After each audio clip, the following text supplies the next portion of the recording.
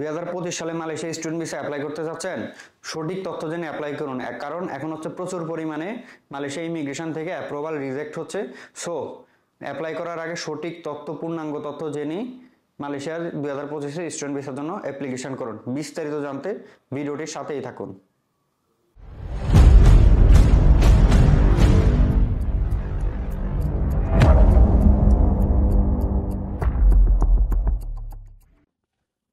আসসালামু আলাইকুম, সবাই কেমন আছেন? আশা করি সবাই আল্লাহর রহমতে ভালো আছেন। আমি আপনাদের দোয়া এবং আল্লাহর অশেষ রহমতে ভালো আছি। আপনারা অনেকেই আমাকে চেনেন, আমি নওশাদ হোসেন।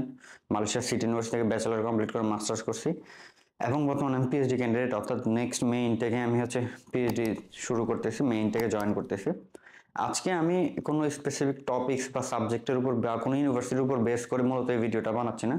আজকের ভিডিওটা যারা দেখবেন তারা বর্তমানে মালয়েশিয়া স্টুডেন্ট ভিসার যে অবস্থা বা যে পরিমাণ রিজেক্ট হচ্ছে বা রিজেক্টের কারণগুলা কি, বা আপনাদের নেক্সটে কি পদক্ষেপ নিতে হবে বা কিভাবে প্রসেস করবেন, সেই বিষয় নিয়ে আপনাদের কাছে আমি ইনফরমেশন দিব আর কি। আমি মূলত দীর্ঘ 6 বছরের মতো মালয়েশিয়াতে স্টুডেন্ট ভিসা নিয়ে কাজ করি, প্রায় 6 বছরের মতো আর কি।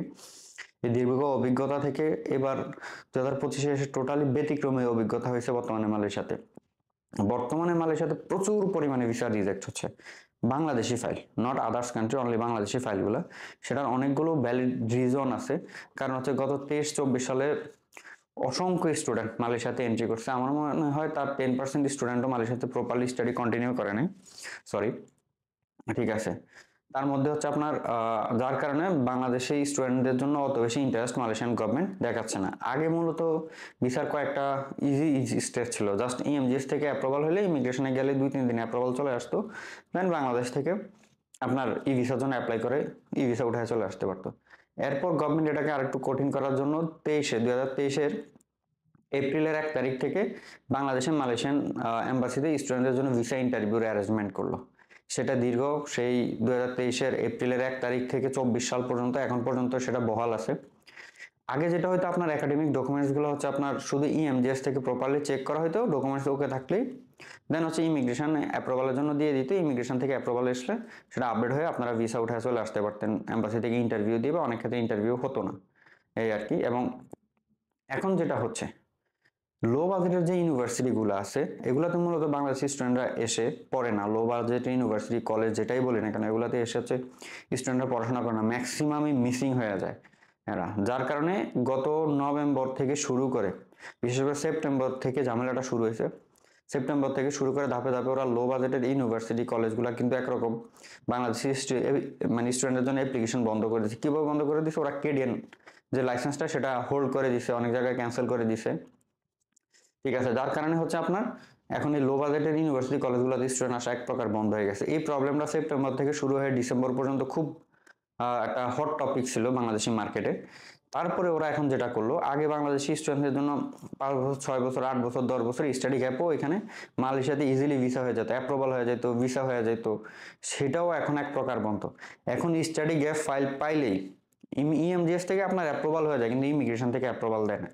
ইমিগ্রেশন থেকে যদি কোনোভাবে আপনার অ্যাপ্রুভাল লাকিলি বের হয়ে যায়, পরবর্তীতে সেটা এম্বাসি থেকে আটকে দিচ্ছে, ঠিক আছে। আরেকটা বিষয় বলে রাখি, মালয়েশিয়াতে অ্যাপ্লাই করতে আইএলটিএস বা টোফেল, মুয়েট বা পিটি এগুলার কোনো আপনার ইংলিশ প্রফিসিয়েন্সি সার্টিফিকেট লাগে না, এখনও লাগে না। কিন্তু এখন ইংলিশ প্রফিসিয়েন্সি সার্টিফিকেট ছাড়া যদি অ্যাপ্লাই করে, বিশেষ করে এম্বাসি থেকে কিন্তু ম্যাক্সিমাম ক্ষেত্রে ভিসা দিচ্ছে না, রিজেক্ট করে দিচ্ছে, এবং প্রচুর পরিমাণে রিজেক্ট হচ্ছে। আর এগুলো লো বাজেটের ইউনিভার্সিটি কলেজগুলোতে সবচেয়ে বেশি হচ্ছে। আমি আপনাদের জন্য পরামর্শ দিব, যারা পরবর্তীতে মালয়েশিয়াতে পড়াশোনা করতে আসতে চান বা আসার জন্য প্রিপারেশন নিচ্ছেন, বিশেষ করে ডিপ্লোমা এবং ব্যাচেলারের ক্ষেত্রে আপনাদের বলবো, আপনারা সস্তা কলেজ, লো বাজেটের ইউনিভার্সিটিতে অ্যাপ্লাই করবেন না। এগুলাতে বর্তমানে মালয়েশিয়া ইমিগ্রেশন অ্যাপ্রুভাল দিচ্ছে না, এক প্রকার আনঅফিসিয়াল ঘোষণা দিয়ে বন্ধ করে দিচ্ছে। কিভাবে বন্ধ করতেছে? রিজেক্ট করে দিচ্ছে। আপনার 20 সাল, 22 সাল, 21 সালের ফাইলও রিজেক্ট করে দিচ্ছে। হ্যাঁ, যাদের স্টাডি গ্যাপ 20 সাল মানে 21 সাল থেকে আছে, আপনাদেরকে বলবো, আপনার যদি অরিজিনালি পড়াশোনা করার উদ্দেশ্য থাকে, ভালো মানের একটা ইউনিভার্সিটিতে অ্যাপ্লাই করেন, টপ র্যাঙ্কিং বা যেগুলো রেপুটেশন ভালো ওইসব ইউনিভার্সিটিতে অ্যাপ্লাই করেন। ওগুলোতে কস্টও বেশি, কিন্তু আপনি ওখানে ভিসা পাবেন। কিন্তু আপনি যদি কস্টের কথা চিন্তা করেন, সস্তা জায়গায় যে অ্যাপ্লাই করেন, সেখানে কিন্তু আপনার ভিসা হবে না, ভিসা আটকে যাবে, এই আর কি। আর যাদের স্টাডি গ্যাপ কম আছে, 24 সালে পাস করছেন বা 23 সালে এসএসসি বা এইচএসসি পাস করছেন, আপনারা চাইলে মোটামুটি মানের একটা ইউনিভার্সিটিতে বা মিডিয়াম বাজেটের ইউনিভার্সিটিগুলোতে অ্যাপ্লাই করবেন আপনারা। আর যাদের স্টাডি গ্যাপ খুব বেশি কিন্তু মালয়েশিয়াতে আসতেই যাচ্ছেন, পড়াশোনা করতেই যাচ্ছেন, তাদেরকে বলবো আপনারা একটা ভালো মানের ইউনিভার্সিটিতে অ্যাপ্লাই করেন। সেখান থেকে আপনারা অফার লেটার পেলে আশা করি আপনাদের সেই ক্ষেত্রে প্রবলেম হবে না। এবং বর্তমানে মালয়েশিয়ার যে এম্বাসি ঢাকায়, সেখানে যে ইন্টারভিউ হয়, সেখানে কিন্তু ম্যাক্সিমাম ভিসা রিজেক্ট করে দিচ্ছে, ম্যাক্সিমাম ভিসাই কিন্তু রিজেক্ট করে দিচ্ছে। হ্যাঁ, ভিসা হচ্ছে, প্রপার ওয়েতে যারা যাচ্ছে ভিসা হচ্ছে। আমি কিন্তু গত 1.5-2 মাসে ভিসা রিজেক্ট, আমার স্টুডেন্টদের ভিসা রিজেক্ট হচ্ছে অলমোস্ট 3-4টা। আমি কিন্তু সেগুলো সেকেন্ড ইন্টারভিউতে উঠাইছি। আমি অলরেডি এখানে থাকার কারণে আর দীর্ঘ এক্সপিরিয়েন্স থাকার কারণে, আর বিশেষ করে এখানে থাকার কারণে পরিস্থিতিটা ইনস্ট্যান্ট যে আপডেটটা, ইনস্ট্যান্ট যে তথ্যটা এই দেশে যে কি পরিস্থিতি হচ্ছে, ইমিগ্রেশনে কি প্রবলেম হইতেছে, কি চাচ্ছে ইউনিভার্সিটিগুলো, কি চাইতেছে, এই যে জিনিসগুলো একদম ইনস্ট্যান্ট পাই। যার কারণে 3-4টা ভিসা রিজেক্ট হওয়ার পরেও আমরা কিন্তু এগুলো ভিসা উঠে ফেলছি। কিভাবে আমি বলবো, আপনারা যারা এম্বাসিতে ইন্টারভিউ ফেস করতে যাবেন, আপনাদের ইন্টারভিউ ফেসের আগে কিন্তু যখন এই ভিসার অ্যাপ্লাই করা হয়, তখন এডিশনাল ডকুমেন্টস চায়। 1 দিন বা 2 দিন পরে এডিশনাল ডকুমেন্টস চায়, ইনকাম সোর্স চায়, ফ্যামিলি ফটো চায়, মোটিভেশনাল লেটার চায়, ইংলিশ প্রফেন্সি সার্টিফিকেট চায়। এই যে ইংলিশ প্রফেন্সি সার্টিফিকেট চায়, এই তখনই যদি আপনি ইংলিশ প্রফেন্সি সার্টিফিকেটটা সাবমিট করতে পারেন, তাহলে আপনার ভিসাটা মোটামুটি নিশ্চিত। অনেক ক্ষেত্রে ইন্টারভিউ ছাড়া দিয়ে দেয় এবং অনেক ক্ষেত্রে ইন্টারভিউতে ডাকে। তো আপনাদের জন্য তখন এটা বেটার হবে কি, আপনারা যখন ইংলিশ প্রফেন্সি সার্টিফিকেট সাবমিট করবেন, অনেকাংশে ইন্টারভিউ ছাড়াই ভিসা দিয়ে দিচ্ছে ইংলিশ প্রফেন্সি সার্টিফিকেট এবং ইনকাম সোর্সটা প্রপারলি দিতে পারলে। তো আপনি ভিসা পেয়ে যাচ্ছেন। ইনকেস যদি কোনো কারণে ইন্টারভিউতে ডাকে, আপনি কিন্তু ইংলিশ প্রফেন্সি সার্টিফিকেটটা শো করতে পারেন এবং প্রথম অবস্থায় ফাইলের প্রথমে ইংলিশ প্রফেন্সি সার্টিফিকেটটা রাখবেন।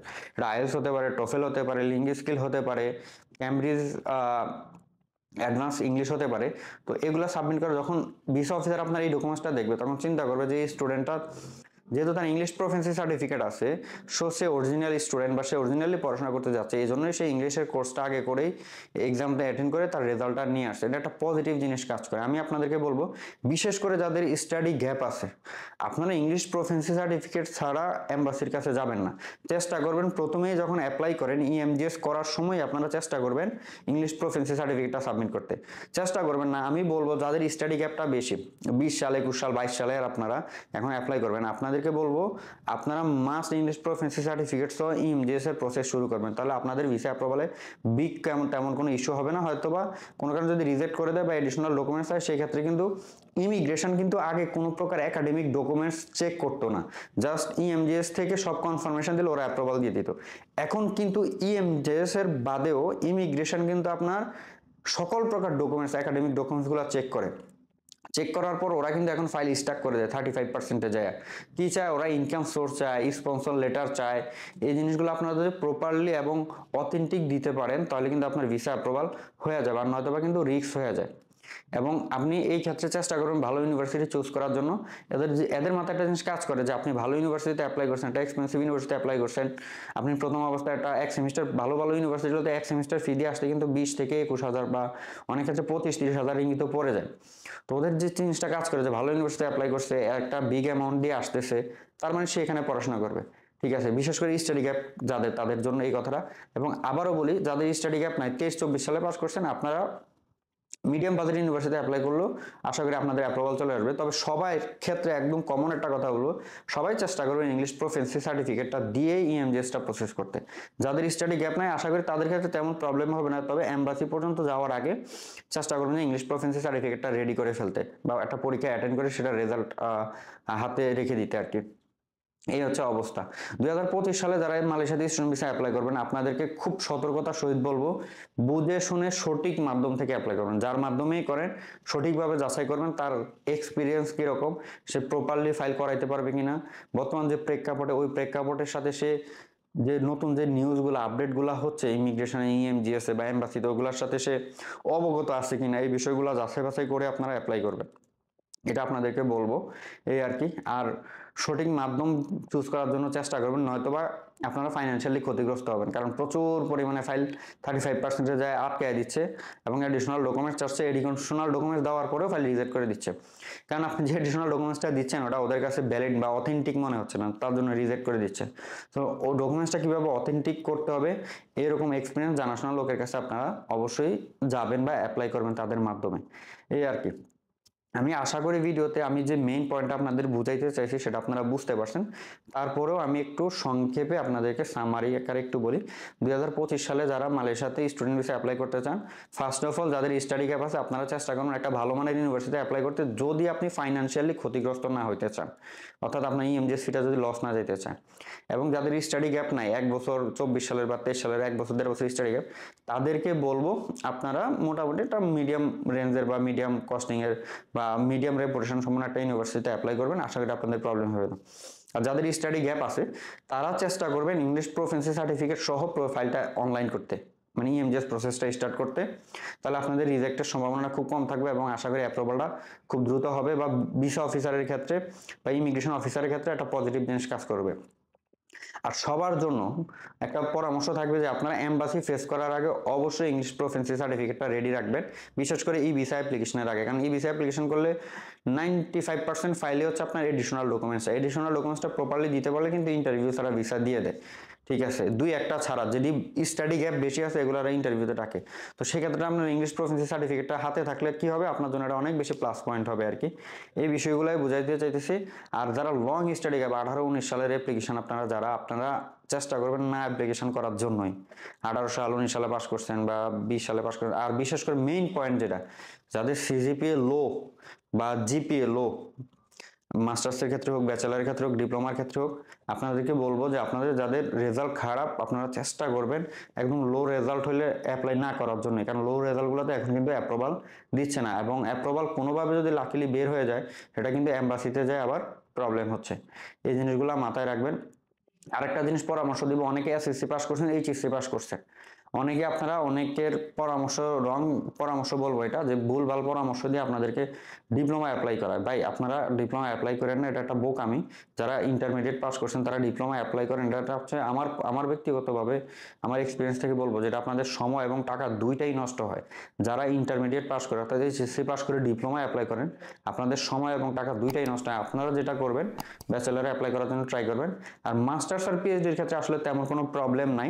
মাস্টার্সের ক্ষেত্রে আপনারা ইজিলি জব এক্সপিরিয়েন্স মানে স্টাডি গ্যাপ, যত স্টাডি গ্যাপই হোক আপনার জব এক্সপিরিয়েন্স দেখানো যায়। পিএইচডির ক্ষেত্রে তো কোনো প্রবলেমই নাই, বা জব এক্সপিরিয়েন্স না থাকলে আপনি লেটেস্ট যদি ব্যাচেলার আপনার কমপ্লিট হয় সেক্ষেত্রেও কোনো প্রবলেম নেই। আর অনেকে আছে 5-6 বছর আগে ব্যাচেলার করছেন এখন অ্যাপ্লাই করতে চাচ্ছেন, তারা হয়তো স্টাডি গ্যাপের কথা শুনে ভয় পাচ্ছেন। আপনাদের ক্ষেত্রে কোনো প্রবলেম না, আপনার একটা জব এক্সপিরিয়েন্স লেটার শো করে দিলেই আপনাদের প্রবলেম সলভ হয়ে যাবে, এই আর কি। তো আজকে আর বেশি বললাম না কথা, পরবর্তীতে হয়তো বা এটার নিয়ে আরো কিছু তথ্য নিয়ে আপনাদের সাথে হয়তো সামনে আরেকটা ভিডিও নিয়ে আসবো। সেই পর্যন্ত আপনারা সবাই ভালো থাকবেন, সুস্থ থাকবেন।